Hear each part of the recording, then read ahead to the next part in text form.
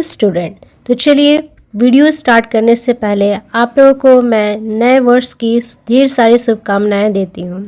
चलिए अब देखते हैं आज के क्वेश्चंस को। ठीक है, तो हमारा पहला क्वेश्चन है which type of single phase motor is used for hard disk drives. Okay, तो क्वेश्चन में पूछा गया है कि कौन सा single phase motor, single phase का मतलब होता है एक फेज और एक न्यूट्रल, दो वायर रहेंगे, एक फेज का रहेगा और एक न्यूट्रल का रहेगा। ओके, तो सिंगल फेज वो कौन सा मोटर है जिसका प्रयोग हम लोग हार्ड डिस्क ड्राइव यानी कि एसडीडी में उपयोग करते हैं। ठीक है, तो जो हार्ड डिस्क ड्राइव होता है उसमें हम लोग स्टेपर मोटर का उपयोग करते हैं। हमारा 4 ऑप्शन दिया गया है, stepper motor, repulsion motor, hysteresis motor and reluctance motor. तो हार्ड डिस्क ड्राइव में कौन से मोटर का यूज़ किया जाता है? स्टेपर मोटर का। ठीक है, स्टेपर मोटर क्या होता है? जैसा कि यहाँ नाम से क्लियर है, स्टेप वाइज। ओके, तो इसका भी जो फंक्शनिंग है वो डिग्री वाइज सेट किया रहता है। ठीक है, तो इसी स्टेपर मोटर, स्टेपर एक सिंगल फेज मोटर है जिसका प्रयोग हम लोग हार्ड डिस्क ड्राइव में करते हैं। ठीक है, सही आंसर हो जाएगा ऑप्शन नंबर ए। ओके, देखते हैं नेक्स्ट क्वेश्चन। नेक्स्ट क्वेश्चन है what is the function of centrifugal switch used in capacitor start, capacitor run, induction motor. Okay, तो हमारे क्वेश्चन में पूछा गया है कि हमारा जो इंडक्शन मोटर है, ठीक है, इंडक्शन मोटर, वो भी इंडक्शन मोटर का कौन सा टाइप्स जो है कैपेसिटर स्टार्ट यानी कि उसके स्टार्टिंग वाइंडिंग में भी क्या रहेगा? कैपेसिटर रहेगा और रनिंग वाइंडिंग में भी कैपेसिटर रहेगा। ओके, तो जो हमारा कैपेसिटर स्टार्ट और कैपेसिटर रन इंडक्शन मोटर है उसमें सेंट्रीफ्यूगल स्विच का काम क्या है? तो जो सेंट्रीफ्यूगल स्विच होता है ये स्विच का हम लोग कनेक्शन करते हैं कैपेसिटर स्टार्ट के साथ, ठीक है, यानी कि स्टार्टिंग वाइंडिंग के साथ।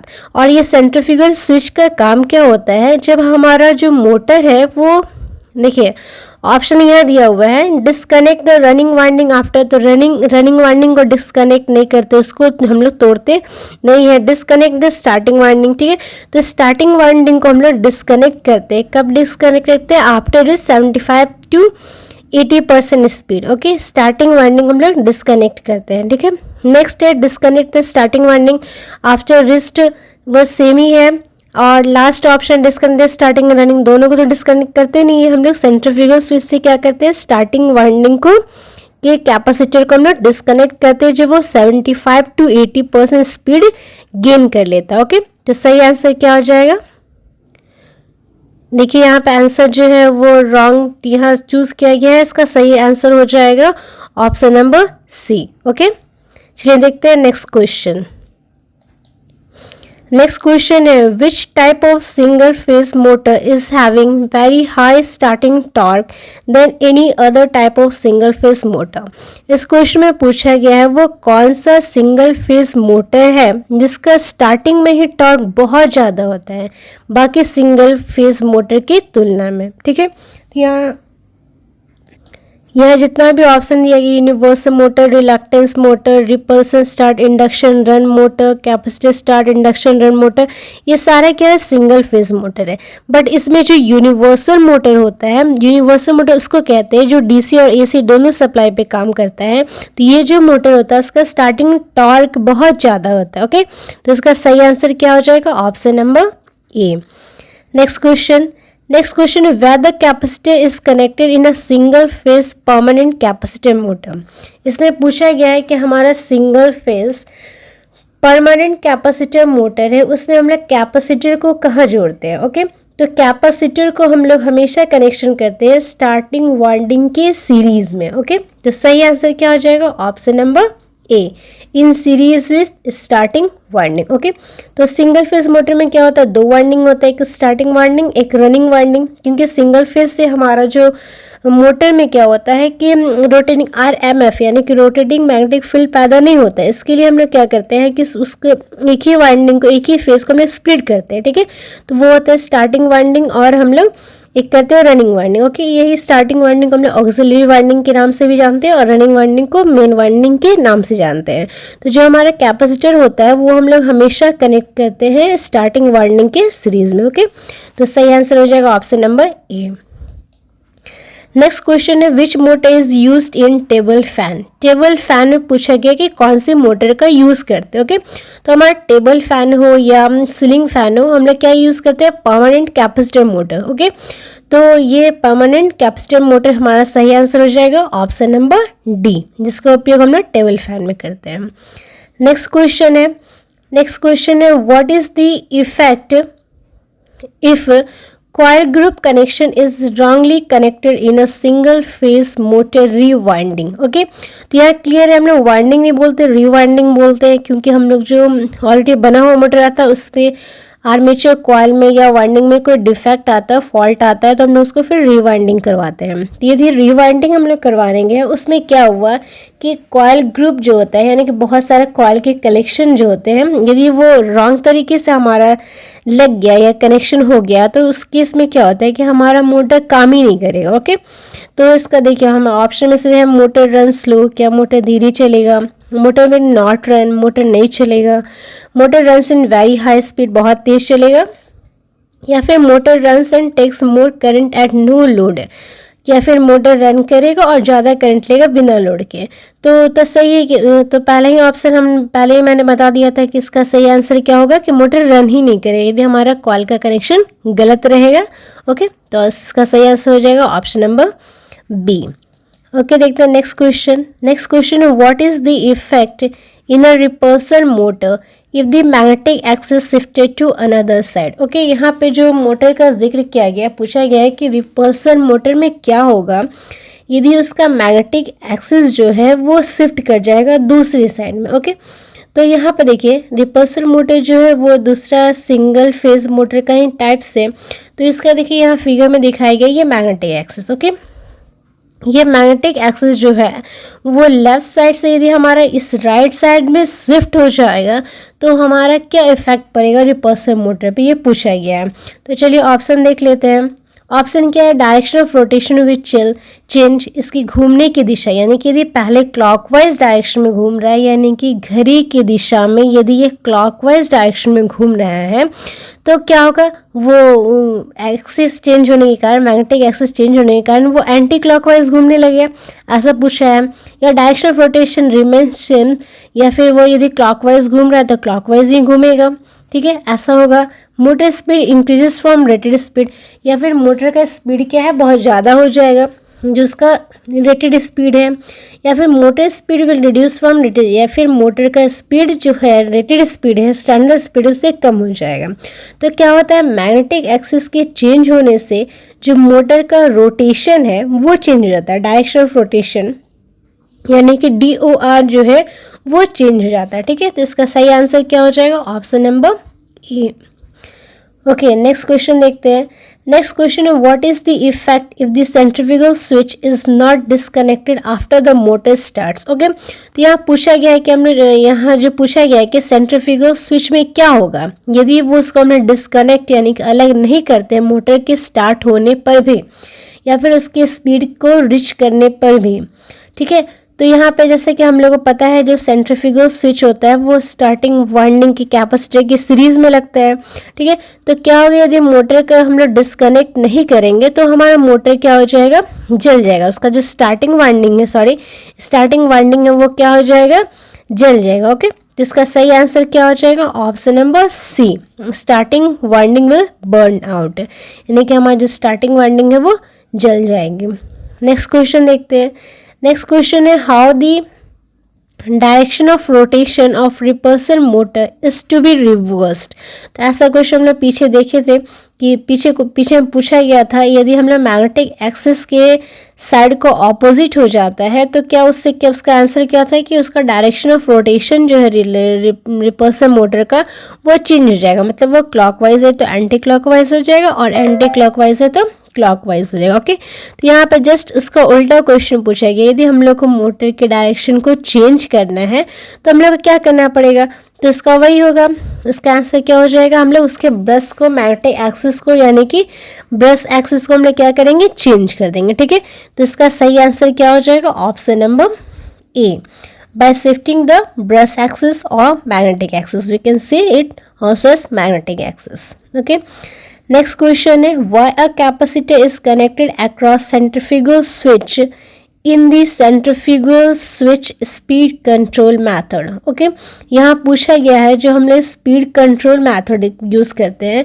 सिंगल फेस मोटर के स्पीड को कंट्रोल करने के लिए, जो हम लोग centrifugal switch speed control method का यूज़ करते हैं, उसमें कैपेसिटर को हम लोग क्यों सेंट्रीफ्यूगल स्विच के अक्रॉस यानी कि पैरेलल में लगाते हैं। ओके, तो यहाँ पे जो हम लोग कैपेसिटर को हम लोग पैरेलल में लगाने का मेन जो मोटिव है, उसका काम क्या है कि हमारा जो स्पार्क है, जो स्विच का जो कांटेक्ट है उसके बीच में जो स्पार्क होता है यानी कि चिंगारी होता है, उसको हम लोग क्या करते हैं रिड्यूस करते हैं, यानी कि कम करने के लिए हम लोग क्या करते हैं सेंट्रीफ्यूगल स्विच के अक्रॉस यानी कि पैरेलल हम लोग क्या करते हैं एक कैपेसिटर लगाते हैं। ओके, जैसे मैं पेन से यहाँ समझा देती हूँ, ये कुछ इस प्रकार से रहता है।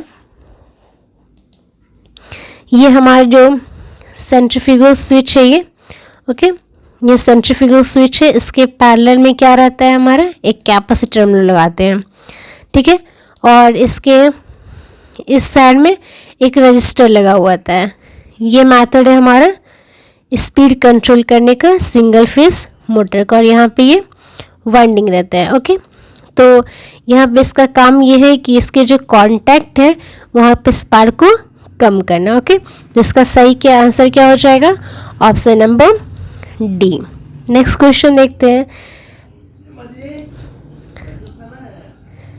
नेक्स्ट क्वेश्चन है what is the effect if some slots in a split phase motor left out without winding after completion of concentric winding. यहाँ पे पूछा गया जो हमारा स्लॉट्स होता है जिसमें हम लोग वाइंडिंग करते हैं। ओके, बोलता है कि एक यदि कुछ स्लॉट्स है वो खाली रह जाता है, split phase motor left out खाली रहता है विदाउट वाइंडिंग, उसमें वाइंडिंग हम लोग नहीं करते हैं after completion of concentric winding, और हम एक कंसेंट्रिक वाइंडिंग होता है, कंसेंट्रिक वाइंडिंग जिसका क्या होता है कि सेंटर फिक्स रहता है और बाकी हम लोग चारों तरफ से वाइंडिंग करते हैं। तो यदि हमारा कंसेंट्रिक वाइंडिंग है, इसका यदि कोई स्लॉट्स खाली रह जाएगा, देखिए इसका आंसर पहले ही आ गया है, तो क्या होगा कि मोटर में कोई इफेक्ट नहीं होगा। ठीक है, जैसे वो पहले काम कर रहा है कंप्लीट स्लॉट फिल होने पर, वैसा ही वो सेम काम करेगा, लेकिन ध्यान रखना है कि वाइंडिंग कौन सा होना चाहिए, वाइंडिंग का प्रोसेस कंसेंट्रिक वाइंडिंग। तो इसका स्लॉट्स खाली रहने पे भी कोई इफेक्ट नहीं पड़ेगा, मोटर नॉर्मल जैसे रन करता है वैसा ही रन करेगा। ओके, चलिए देखते हैं नेक्स्ट क्वेश्चन। नेक्स्ट क्वेश्चन है how the radio interference can be suppressed in centrifugal switch method of speed control of universal motor। यहाँ फिर से कुछ उसी टाइप का क्वेश्चन दिया गया है कि जो हमारा सेंट्रीफ्यूगल स्विच मेथड होता है स्पीड कंट्रोल करने का सिंगल फेज मोटर, लेकिन यहाँ सिंगल फेज मोटर में नाम दिया गया है कौन सा मोटर, यूनिवर्सल मोटर। उसका जो रेडियो इंटरफेरेंस है यानी कि रेडियो फ्रीक्वेंसी है उसको हम लोग कैसे सप्रेस्ड करेंगे यानी कि कैसे कम करेंगे। ठीक है, तो इसमें हम लोग क्या करते हैं कि हमारा जो सेंट्रीफ्यूगल स्विच होता है उसके पैरेलल में, ओके, हम लोग देखते हैं एक और ऑप्शन देख लेते हैं। देखिए यहाँ पहला ऑप्शन क्या दिया है, bye connecting capacitor across centrifugal switch के अप्रॉक्स कैपेसिटर लगाकर, bye connecting capacitor in series with centrifugal switch के सीरीज में कैपेसिटर लगाकर, बाय एडिंग कंपनसेटिंग वाइंडिंग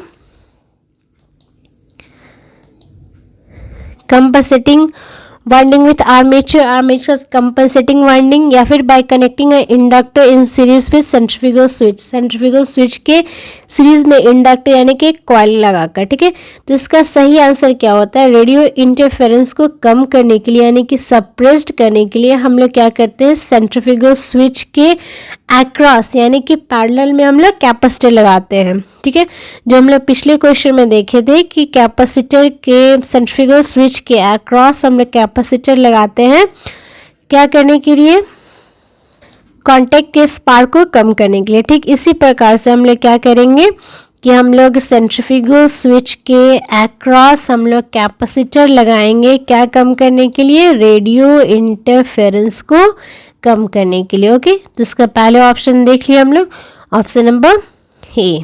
चलिए देखते हैं नेक्स्ट क्वेश्चन। नेक्स्ट क्वेश्चन है which formula is use to calculate EMF per phase in an ideal alternator. Okay, यह पूछा गया है कि आइडियल अल्टरनेटर में हम लोग EMF पर फेज, अल्टरनेटर क्या होता है, हम लोग AC जनरेटर को हम लोग अल्टरनेटर के नाम से जानते हैं। ओके, तो यहाँ पूछा गया कि अल्टरनेटर है तो वो EMF इंड्यूस्ड होगा उसमें, तो जो EMF इंड्यूस्ड होगा वो पर फेज, ओके, सिंगल फेज के लिए जो EMF का फॉर्मूला है वो क्या है, ठीक है। लेकिन यहाँ पर ध्यान रखिएगा अल्टरनेटर कैसा बोला गया, आइडियल बोला गया। आइडियल मतलब उसमें कोई लॉसेस नहीं हो रहा है। तो जो हमारा EMF का फॉर्मूला होता है एक अल्टरनेटर का, वो होता है EMF इज इक्वल टू 4.44 के डी डिस्ट्रीब्यूशन फैक्टर, के P pitch factor into 5m maximum flux, F frequency और हमारा है T number of turns. Okay, तो यहाँ पे देखिए यहाँ जो आइडियल अल्टरनेटर बोला है, तो आइडियल के केस में क्या होता है, कोई लॉस नहीं होता है। तो इसका जो ये KD होता है और कि जो KP होता है यानी कि डिस्ट्रीब्यूशन फैक्टर और पिच फैक्टर, उसका वैल्यू 1 होता है। ओके, तो जब हम KD और KP का वैल्यू 1 यहाँ पुट करते हैं तो इस केस में हमारा फॉर्मूला क्या बन जाएगा, E का जो फॉर्मूला बन जाएगा वो बन जाएगा equal to 4.445 MF and T। देखिए तो ये कौन सा आंसर मैच कर रहा है, ऑप्शन नंबर D। ओके, तो इसका सही आंसर क्या हो जाएगा, ऑप्शन नंबर D। चलिए देखते हैं नेक्स्ट क्वेश्चन। नेक्स्ट क्वेश्चन है which rule is use to find the direction of induced EMF in an alternator. यह पूछा गया कि अल्टरनेटर में जो EMF पैदा होता है उसका डायरेक्शन पता करने के लिए हम लोग कौन से रूल का यूज करेंगे। तो ये सेम केस हमारा जनरेटर वाला अप्लाई हो कि जनरेटर में जो EMF पैदा होता है उसके लिए हम कौन सा रूल यूज करते हैं। और जैसे कि मैंने पहले ही बताया था कि जनरेटर के केस में हम लोग फ्लेमिंग्स का राइट हैंड यूज करते हैं और मोटर के केस में हम लोग फ्लेमिंग्स का लेफ्ट हैंड यूज करते हैं। ओके, तो इसका सही आंसर क्या हो जाएगा, फ्लेमिंग्स राइट हैंड रूल यानी कि option number D। Next question देखते हैं। नेक्स्ट क्वेश्चन है what is the name of the part of alternator. यहाँ जो फिगर में अल्टरनेटर का जो ये पार्ट्स दिखाया गया है उसका नाम क्या पूछा गया है। ओके, तो यहाँ जो ये पार्ट्स हमारा फिगर में दिखाया गया है, ये जो हमारा पार्ट्स है यानी कि ये जो पार्ट्स है वो क्या पार्ट्स है, रोटर का। ओके, सैलिएंट पोल रोटर का ये पार्ट्स दिखाया गया है। तो इसका सही आंसर क्या हो जाएगा, देखिए सिलिंड्रिकल शेप तो है नहीं, कौन सा शेप है, सैलिएंट पोल। ओके, तो इसका सही आंसर क्या हो जाएगा, option number C।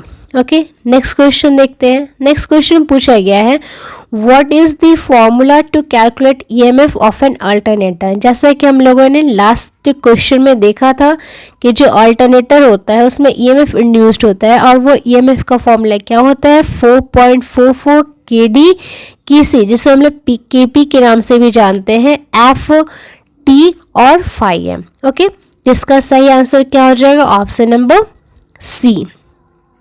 Next question देखते हैं। नेक्स्ट क्वेश्चन है how alternators are rated. Alternators का जो रेटिंग होता है वो हम लोग किस में लेते हैं, तो अल्टरनेटर्स का जो रेटिंग होता है वो KVA में लिया जाता है। KVA मतलब किलो वोल्ट एम्पियर। ओके, तो यहाँ इसका सही आंसर क्या हो जाएगा, ऑप्शन नंबर A KVA यानी कि kilo volt ampere. Okay, next question है। नेक्स्ट क्वेश्चन है which formula is use to calculate the percentage voltage regulation in an alternator. Alternator में वोल्टेज रेगुलेशन का फॉर्मूला क्या होता है। ओके, तो वोल्टेज रेगुलेशन का जो फॉर्मूला होता है वो हमारा होता है V no load NL। Okay, V no load, हमारा नो लोड मतलब हमारा नो लोड है, यानी कि अल्टरनेटर पे कोई लोड नहीं है उस समय का वोल्टेज, माइनस अल्टरनेटर में जो फुल लोड है यानी कि VFL, अल्टरनेटर का वोल्टेज फुल लोड पे, फिर इसको हम लोग डिवाइड करते हैं अल्टरनेटर का वोल्टेज फुल लोड पे इंटू 100। ओके, तो इसका सही आंसर क्या हो जाएगा? Option number B, option number B, VNL यानी कि no load voltage minus full load voltage by full load voltage into 100। Okay, next question देखते हैं। नेक्स्ट क्वेश्चन है what is the supply frequency of an alternator having 6 poles at 1000 RPM। तो question में जो पूछा गया है वो पूछा गया है कि उसका फ्रीक्वेंसी क्या होगा यदि पोल्स की संख्या 6 है और जो स्पीड है वो 1000 RPM है। ओके, तो जो हमारा डेटा गिवन है उसको पहले हम नोट डाउन कर लेते हैं। तो P का वैल्यू कितना दिया गया है? P का वैल्यू दिया गया 6 और N यानी कि स्पीड कितना दिया गया है? स्पीड दिया गया है 1000। ओके, अब हम लोग से पूछा गया है फ्रीक्वेंसी निकालना है यानी कि F हम लोग को पता करना है। ठीक है, तो यहाँ जो इन तीनों के बीच में रिलेशन होता है वो फॉर्मूला है F equal to N equal to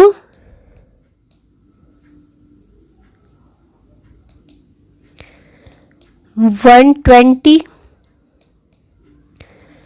F by P। Okay, तो इससे F इक्वल टू क्या हो जाएगा? F equal to N P by 120। तो इन सारी का जब हम लोग वैल्यू पुट करते हैं, N का वैल्यू कितना है? 1000, P कितना है? 6 बाई 120। ओके, ये सॉल्व करके कितना आएगा? 6 2 12 और 2 5 10 यानी कि 50 हर्ट्ज। ओके, जिसका सही आंसर क्या हो जाएगा? Option number C, 50 hertz. और आज का लास्ट क्वेश्चन है calculate the speed of an alternator having 2 poles at a frequency of 50 hertz. कुछ यहाँ पे इस क्वेश्चन में हम लोग को स्पीड निकालना है जबकि फ्रीक्वेंसी और पोलों की संख्या दिया गया। ओके, तो फिर से फॉर्मूला तो वही लगेगा, हम लोग डेटा को नोट डाउन कर लेते हैं। तो डेटा गिवन क्या है? पोल की संख्या है 2 और फ्रीक्वेंसी है हमारा 50 हर्ट्ज। Okay, 50 hertz. हम लोग को निकालना क्या है? निकालना है स्पीड, और स्पीड का फॉर्मूला होता है 120 F बाई P। ओके, अब ये सारा हम लोग वैल्यू यहाँ पुट कर देते हैं। तो ये है 120